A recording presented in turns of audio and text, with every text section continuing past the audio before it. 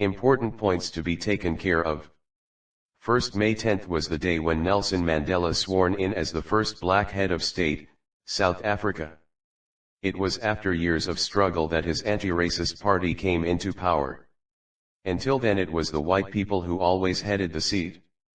All felt that it brought it bright and clear for all the people. For the first time so many other countries, 140, representatives came to witness an inaugural ceremony in the country. Second, the speaker thanks everyone for supporting New Beginning. He mentions that earlier rulers were discriminatory and lasted for long. But now is the chance to stand against discrimination. There was a time when South Africa, for practicing apartheid, lost all its international political relationships.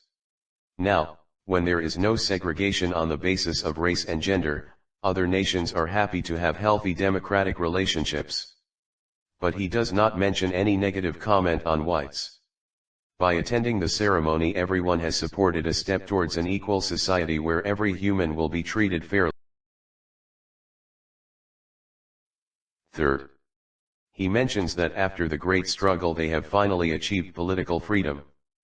They will try to free everyone from bondage of poverty, deprivation, suffering, gender and other discrimination. He doesn't wish to see the oppression again and asks God to bless them. Fourth, the Jets show perfection, respect, and obedience towards their country.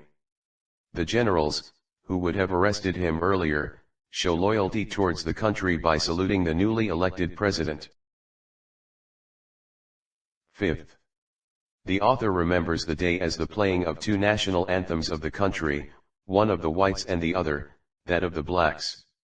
On that particular day, no one knew the wordings of the anthem of the blacks or vice versa, but the author was assertive that everyone would soon learn this anthem that they once hated. This again shows that the blacks are trying to forget the past and lead a peaceful life ahead with whites. Sixth, the author remembers the past when the system of apartheid was created. Atmosphere of inequality and inferior treatment was in practice. The blacks were deprived of their basic fundamental rights, which we have seen in the first video. Now the system has changed. Human will be treated as humans irrespective of their color, caste, gender, or age.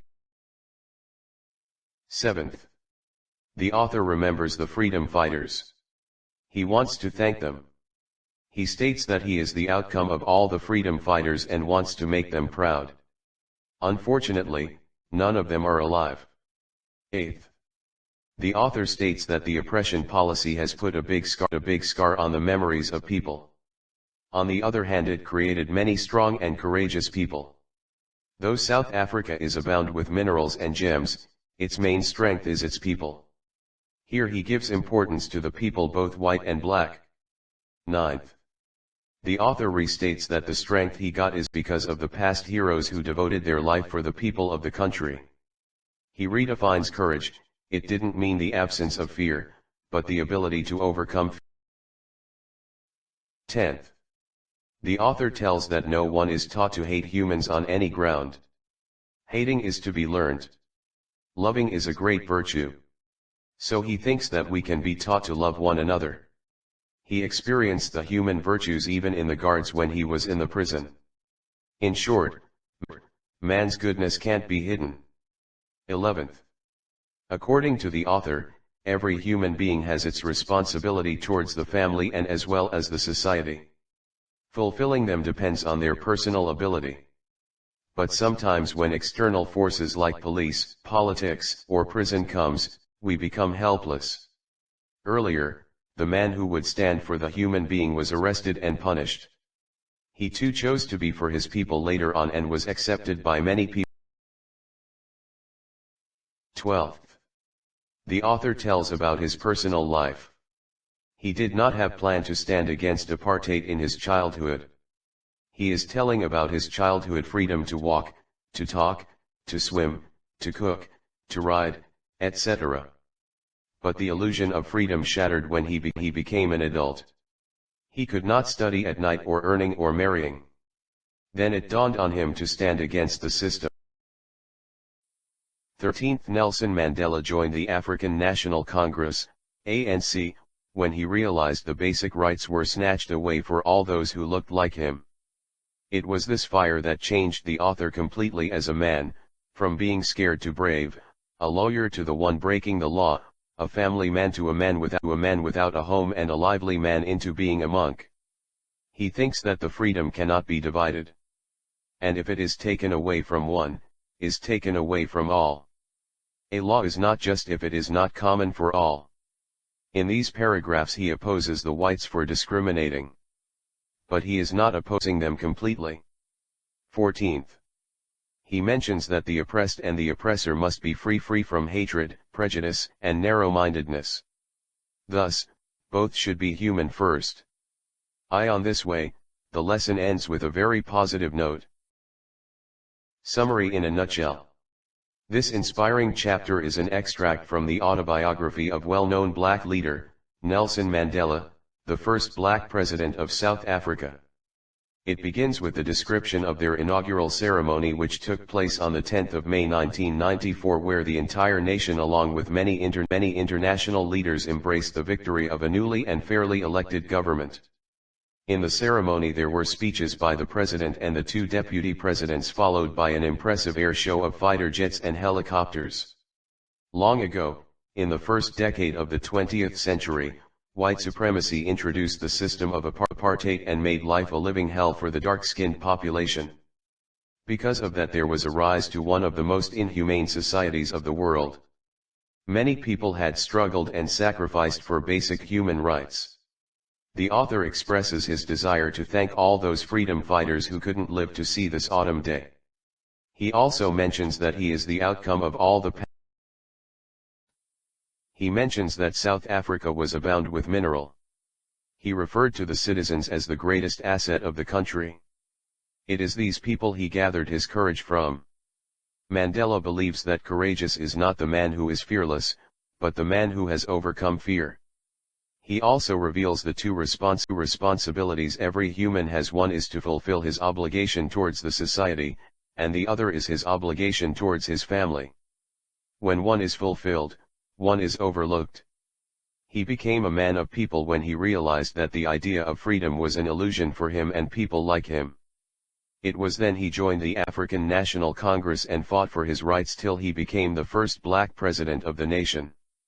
According to him, the oppressor is as much a prisoner as the oppressed.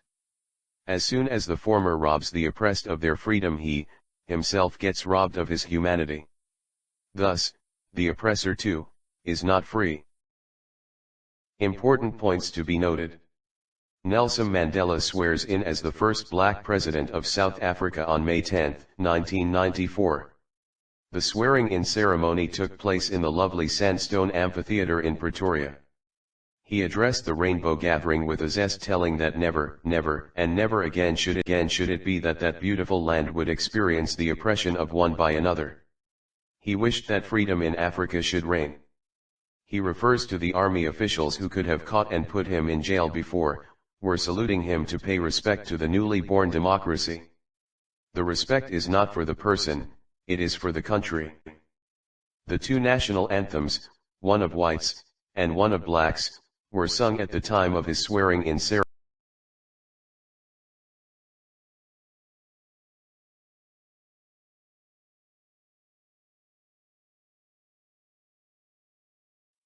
He recalls the legacy and tells about the martyrs who were the men of extraordinary courage and wisdom and generosity, and pays them homage.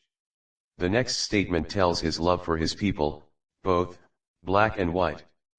The country of South Africa is rich in minerals and gems, but the greatest wealth of country is its people.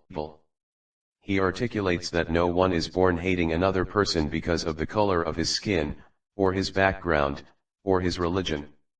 If people learn to hate, they can be taught to love too. But loving is an inborn act. He voiced man's goodness is a flame that can be hidden but never exhausted. He gives an example for a gatekeeper too. Nelson Mandela expresses about the twin obligations: obligation towards his family and obligation towards his nation. And, while discharging his duties, he found he was not free.